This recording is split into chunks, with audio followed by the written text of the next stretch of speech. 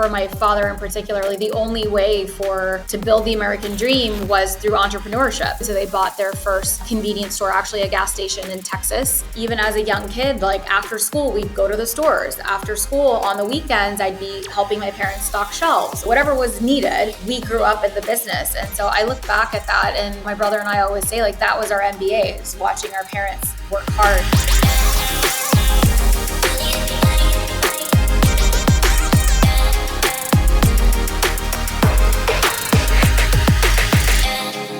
Alrighty, hello everyone and welcome to the Deal Maker Show. So today we have a very exciting female founder. We're going to be learning quite a bit. Obviously, being a girl's dad myself, I'm very excited about this podcast coming up. And we're going to be talking about building, scaling, financing, all of the above. I mean, in this case, she built $1 billion company. So let that sink in. So again, I think that you're going to find this podcast very inspiring, and without further ado, let's welcome our guest today, Suneera Madhani. Welcome to the show. Thank you so much, Alejandro, for having me. I'm very, very excited to be here. So originally born in Chicago, but raised in Dallas, and you moved quite a bit growing up. So give us a walk through memory lane. How was life growing up for you? Life was wonderful growing up. I feel like I had the most incredible family and parents, but they were also a bit crazy, like most families are. I'm daughter of immigrant parents. And so my parents immigrated to the US, to Chicago. They met in Chicago, and I was born in Chicago in the late 70s. And they met in Chicago, and I was born in the 80s, and kind of their love story and their entrepreneurial journey began. They were both entrepreneurs, but out of necessity, neither one of them went to college or even graduated high school. They both came to America, around the age of 15, 16 to build a better life for their families. And so they were both working parents by the time that, for my father in particular, the only way to build the American dream was through entrepreneurship, to own your own business. And that is exactly what they set out to do. And so they bought their first convenience store, actually a gas station in Texas, because his cousins were starting that business in Texas. And we moved from Chicago to Dallas. And he was, very successful in, turning one into two, into three. And I just grew up around watching all of that, right? Watching, my parents work really hard. I have a brother, we're 2 years apart. So he was born in Texas. I was born in Dallas. Sal was born in Texas. And we grew up with the businesses. And he had from, gas stations to franchises and other things. And I just remember, even as a young kid, like after school, we'd go to the stores. After school, on the weekends, I'd be helping my parents stock shelves, or, going to Restaurant Depot, or whatever was needed. We grew up in the business. And so I look back at that, and, my brother and I always say, like, that was our MBAs, watching our parents work hard. And there's so many values that I feel we now have as a company, and as like how we work together and what we're building is really based on what we saw. And I'm so grateful for that. So that was a little bit about us growing up, but also, it wasn't all roses, right? Entrepreneurship is not easy, and owning small businesses is not easy. And we got to see that side of it too. I got to watch my parents really struggle as well. We moved around a lot. So, one thing, my father was really great at starting businesses, but then he had entrepreneurial ADHD, and it was like the next thing and the next thing. And so we moved quite a bit. My brother and I went to 10 different schools in our full, by the time, we're done with university, it was, almost 10 different schools that we went to. We lived in Karachi. So there was a point that he decided we're going to move to Karachi, and we went to Karachi, and we went on vacation and never came back for 3 years. And then he started some companies in Karachi. Then he got bored there, and we came back and we moved to Florida. And when we moved to Florida, I was 16. And at that point, that was my third high school. So I went to 3 high schools.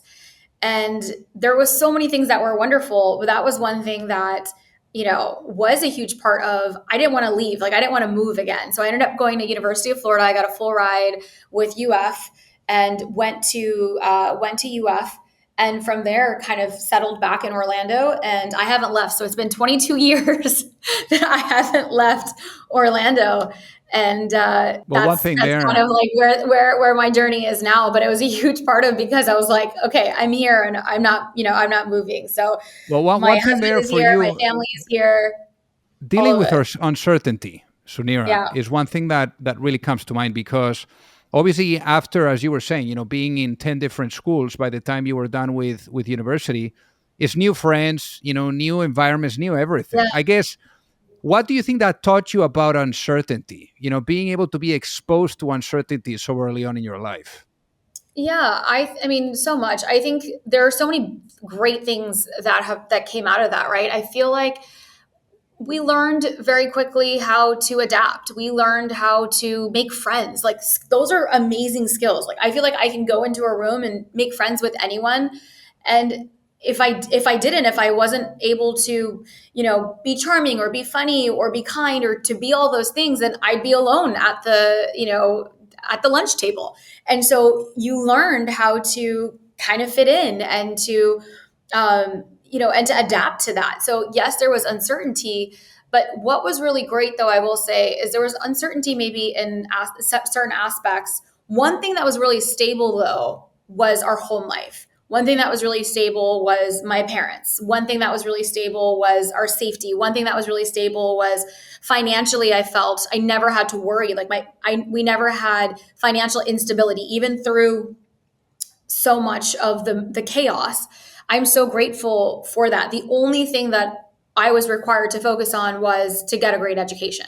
That was very much a huge part of, every school, like, everywhere we went to the best schools. We had, my parents wanted us to graduate at the top of our class. Like education was the most important thing because they didn't have that. And so why they're working hard is that my brother and I need to get educated.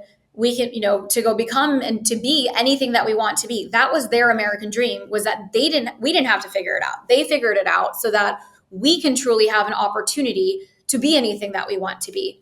And what's crazy about the story is I end up in entrepreneurship, and we both end up in entrepreneurship. My brother and I actually run our companies together. But it's funny how that all played out. But we both ended up I was the first person in my family to graduate college, both on my mom and dad's side. Like I was the first in my family.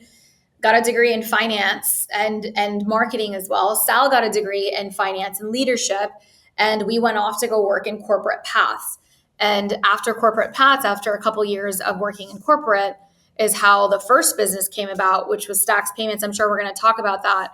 But eventually we ended up back at wanting to go build something for ourselves, and entrepreneurship ended up finding us. So let's talk about entrepreneurship finding you because, here you go.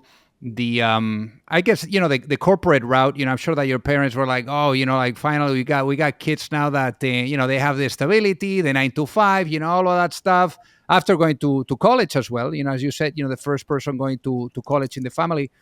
What was that moment like where the idea of Stax payment, came knocking to you, and why did you decide it was, meaningful enough to take action? Yeah, I mean, I was working for a payments company, so I was in financial services, and this is the 2000 early 2010s, and just, part of what I grew up in was watching my parents challenge status quo, right? Excellence was always commanded from us. So I have so many memories of learning how to do things, like going, if perfection was important, excellence, standard was important. And when I got to this company, I saw so much opportunity, yet everybody was like status quo. And I couldn't understand that. Like, why would we not care so deeply about the thing that we're doing? Why are people clocking in and out? Why is everything just the way that it's been? Something huge that I, discovered in our industry, everything was so commoditized. Like there was no innovation. There was no passion around serving our customers that we were serving, which for the payments company was small business. Small business, I mean, my parents were that end customer. Credit card processing was really expensive. It was a huge line item for our business. And there's no transparency in what you're paying for, how the percentages work. You're just expected to pay it, and you really get no value. Like it's a necessary evil, is how as a small business, how my parents thought about it. And now I was on the other side. I'm like, why are we not adding value and doing something better with this? I was I was visiting my family in Texas, and I got stuck in a Texas snowstorm. So the story goes, like, I literally was in Dallas, and it was like a huge ice storm, and I couldn't end up taking my flight home, and I got stuck at my grandma's house. I watched an entire season 1 of Shark Tank. So this is like truly what happened. I watched an entire first season of Shark Tank, and I'm like, wait, so you just like pitch your idea and this is how investors come? And that week I was sitting there and I'm like, there's so much that I want to change about our industry. What could be something innovative that I can come up with? That's literally how, just kind of getting out of your zone and being in a creative space and getting inspired. I got inspired. And what happened was this is 2012, and I was, going online to go reroute or like to check in with like my subscription boxes that were coming to my door. So, I was a young, I was really, excited about all my new subscription boxes, my clothing subscription, my dog subscription. I was 25 years old, so not very much in my life besides myself, right? So I'm like, texting my mom and I'm like, my boxes are coming. Please make sure you grab my boxes. And I'm like, subscription, like this is where the future is headed. I'm so excited. That was in software, that was happening in physical products. And that was the moment. And I'm like, why is there not a subscription-based payment processor? And I'm like, this is it. And I did what every entrepreneur does when they have the idea is like, you go Google it. And I Googled it and it's non-existent. And I'm like, this is nuts. This doesn't exist. This is it. And so I literally spend the whole week working on this business plan. I changed my flight. Instead of going back home to Orlando, I changed it to Houston, where our company headquarters was.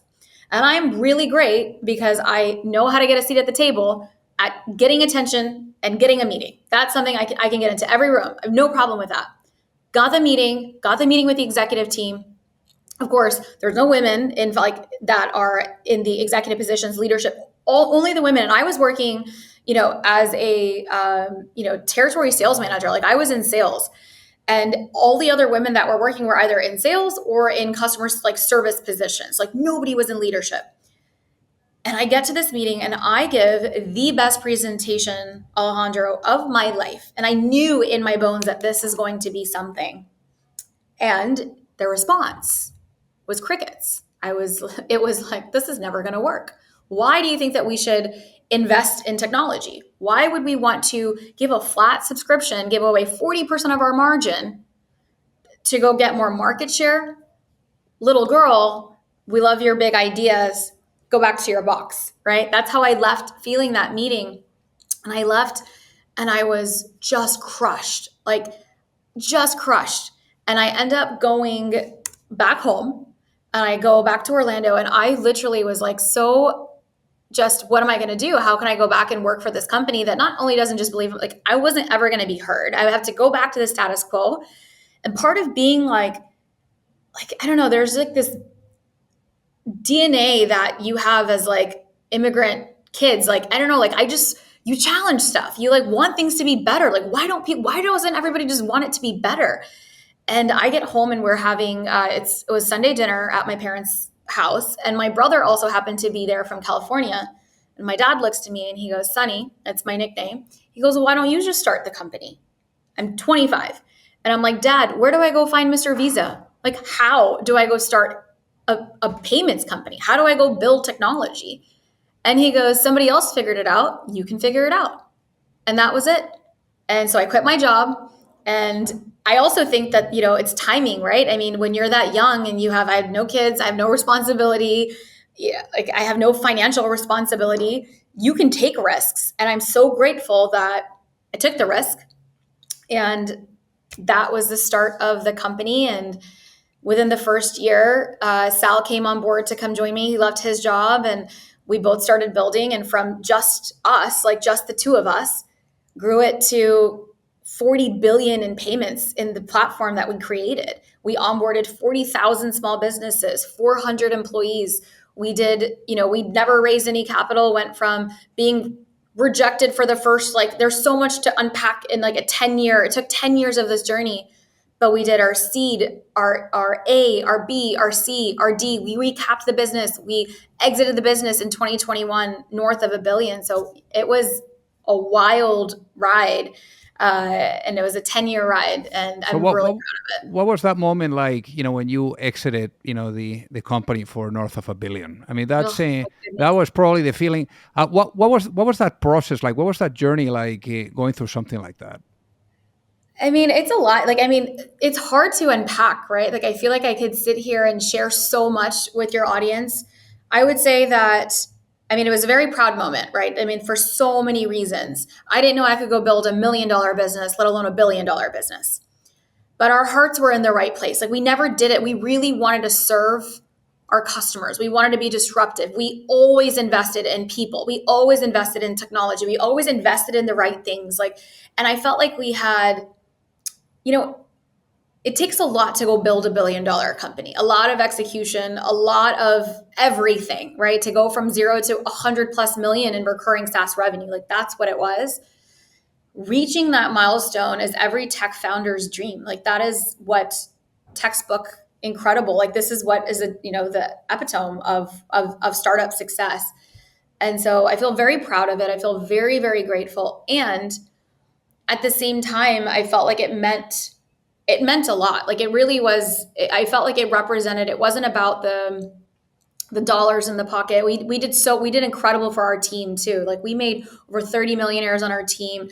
Sal and I didn't own the company, right? We had investors all along the way, and so we made hundreds of millions of dollars for our investors, for our community. It was a very big moment, not just for us, but for so many people. And so it makes it feels like the word that I can think of is it's worth it, right? Like, you look back and so many sacrifices. Like, it didn't just happen. It wasn't just luck. It wasn't just given. It took every day of execution. It took every ounce of so many people's energy and everything going right and the right things for it to really be there. So it was really special. Well, you were And saying luck. Obviously, luck yeah, is opportunity, meets preparation. And let's talk about opportunity meeting yeah, preparation because, right after exiting, Stax, you guys got started with Worth AI. So yeah. what is Worth AI? How do you guys make money? What's the business model there? Yeah, so at Stax, we onboarded 40,000 businesses, and one of my biggest challenges wasn't the product that I was selling, which was payments. One of my biggest challenges was onboarding and underwriting small business. So going back to the small business lens, there's so much amazing technology now in financial services. So right now, as Alejandro, can go on your phone, sign up for an Apple credit card, walk down to Starbucks, and take that transaction before this conversation's over. But if you do it, if you want that credit card and you're going to do it under Alejandro LLC, it stops. It says, send us 3 years worth of tax returns. We need your P&L. We need this. We need that. There's so much friction in onboarding a small business. Why is that? Why is that not the same for Alejandro versus Alejandro LLC? So in financial services, we've had a huge boom in technology for personal finance. But on the business side, we haven't had that level of innovation. And what is missing here is there's no standardization of how we view what's called credit worth. So as Alejandro, we've got your credit score. So with your W-2, your credit score, quickly, whoever you're doing, whether it's a bank, whether it's opening up a credit card, whatever the financial tool is, opening up a bank account, very easily, they can determine your credit worth. For small business, that has not been in existence. So we set out to go build the business credit score. We set out to go build a platform, and it's all done through, now we're in 2025, we have the most incredible technology. And so we went out to all of our partners and built an onboarding platform so that when, financial institutions want to onboard a small business, they don't need to ask for all of these things. With just your name, your tax ID, and your address, like 3 fields, we should be able to get to know that business instantly. And so we, started the company. It's been a year since we've been in market. We were in stealth for a little bit, and it's incredible technology. It took a huge team of data scientists, and we're in market now, and we're selling the platform to these large enterprise financial services to help small businesses onboard faster so that we can have a more equitable world, a faster world for SMBs, for small businesses as well. So small businesses are our heart. We know how to serve them. We love them. We are them. And it needs to be there needs to be a better experience for us in all of financial services. And so that's what we're going out to go build. It's called Worth. We're building the Worth score. And we're really excited about doing it again. Well, I know that investors are also excited, about supporting you because you guys, very recently announced your $25 million seed. That's quite the Yeah, seed. it is. I mean, it's different second time around, right? And so there's so many. God, the first time, Alejandro, I could tell you stories of every room I walked into. It wasn't like this, right? To go get funding, to go build a technology, even the first time around.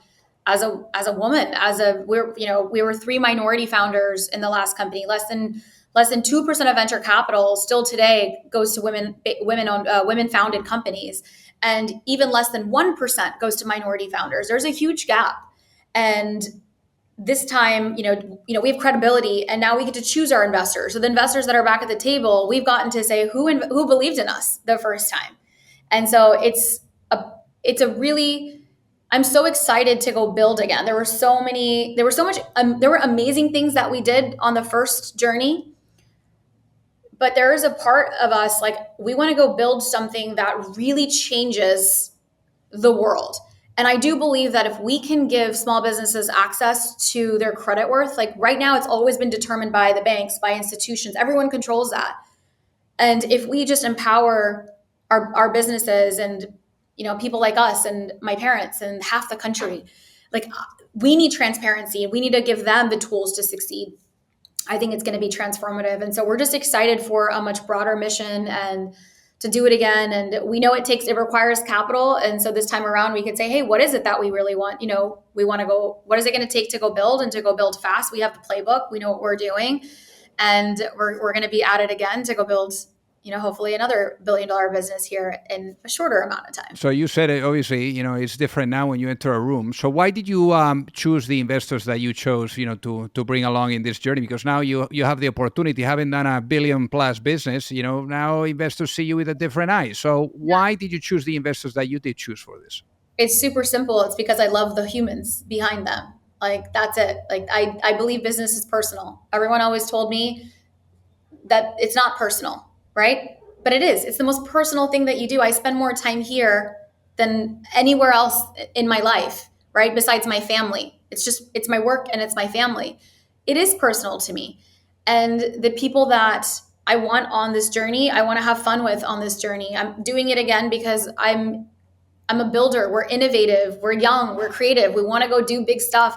And we want to be surrounded by people who are champions and who are smart and who are strategic and that are incredible humans. Like, that is important for us and for me. And that's who's on our side. And I'm so grateful for our investors. I'm so grateful for them.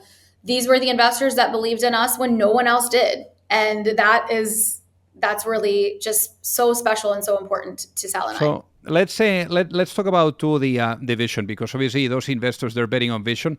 So if you were to go to sleep tonight, Suneera, and you wake up in a world where the vision of Worth is fully realized, what does that world look like? That world looks like an equitable landscape. Right now, in financial institutions, humans do underwriting. So they are looking at a business. There's a human looking at the business. A business should not be based on someone else's view of a human's perspective. There's conscious and unconscious bias in humans, right? My maiden last name was Ramatullah. It's my brother's name. People can make many assumptions about my business. I want my business to stand for itself. And a world with Worth looks like the business can stand on its own credibility and to be able to understand what I need to go build amazing financial credit. That is what great businesses are built off of. And so I believe that when we have Worth in the hands of all small businesses or financial institutions are utilizing it, not only is it a much more efficient landscape for these enterprises, but it's a more equitable landscape for all. Now, obviously, we're talking about the future, but I want to talk about the past with a less of reflection here. So imagine if I was to put you into a time machine and I bring you back in time to perhaps when you were doing, corporate, your corporate, life. And let's say you gave right there your notice, and you were walking out of the big building, venturing into the unknown, into the world of entrepreneurship. And let's say you had an opportunity to stop that younger Suneera and give that younger self one piece of advice before launching a business. What would that be and why, given what you know now?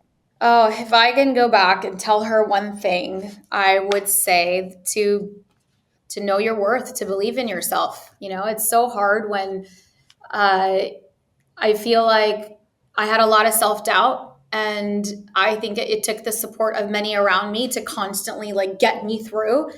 And now I look back and I always had it. I had it all along, and not to listen to the naysayers and to keep going, like to be on that path. And that's what I would tell her, is just to believe in herself. Um, and now I know, and I still have to remind myself of that, right? I think it is still hard, even doing it again and being back and even knowing all the things. It's still a different world in financial services or in financial technology. It's a man's world, right? So even though it's just a different world for me in their world, and I have to stand with a different level of gravitas to go play the game. And for so long, I felt like I was trying to fit in versus just being myself. And now I feel like I am myself. I'm more myself. I'm feminine in all the ways, and I don't have to be something that I'm not. I think previously I was, and it wasn't my fault. I was just trying to fit in to the world, to make it successful. But now I look and I'm like ready for this next chapter, and I'm just trying to remind myself of those same things, that I don't have to fit into the way that it's done or the way that it's going. I can do it my way. And so even now, I still have to remind myself of that. No matter what success you have, if you're not scared a little, or you're not, there's still that, like, there's always that fear, like it's a good thing, right? Like that means I want it. That means I want it to work. And doesn't come from a place of ego. It comes from a place of groundedness and humility. And so those are still conversations that I have to have in my head. I love it. So for the folks that are listening that would love to reach out and say hi, Suneera, what is the best way for them to do so? You could find me on every platform. So Suneera Madhani, Suneera, last name Madhani, Madhani. So on LinkedIn, on Instagram, on all the things. And then when you go to my profile, you'll find worth and all the things that I'm doing. Amazing. Well, Suneera, thank you so much for being on the Deal Maker Show today. It has been an absolute honor to have you with us. So excited. Thank you, Alejandro, for having me today.